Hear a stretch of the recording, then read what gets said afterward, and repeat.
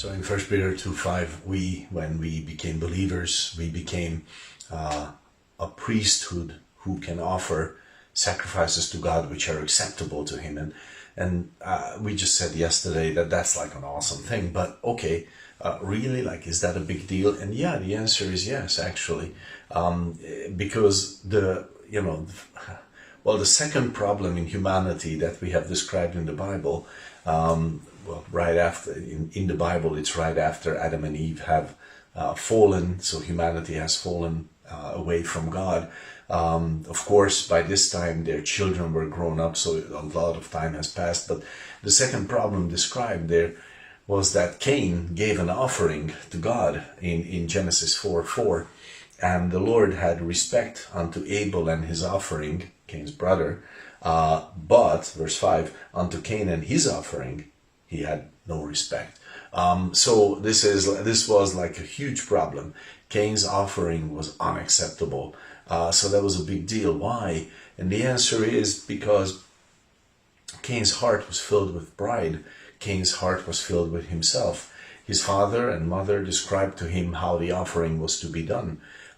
And yet he didn't care. He decided to make up something on his own.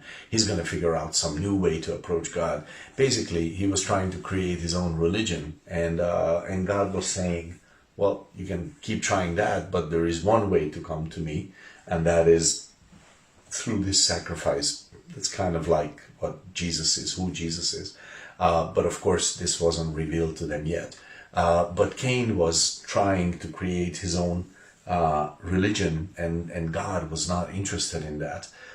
So his sacrifice was unacceptable. When I try to create my own way to God, I say, no, I'm gonna figure out how to go to God. That's not gonna work very well.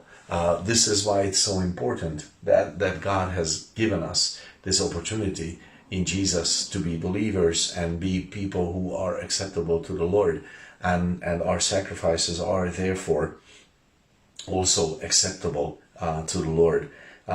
It's interesting. Just yesterday in the lunch wrap, Pastor Zoli was sharing in the devotional that I can choose to have like an average life. Okay, like I can just go to the usual tropes and say, oh, come on, I'm doing my best. Everybody's doing this, and everybody's living like this, and what do you expect from me?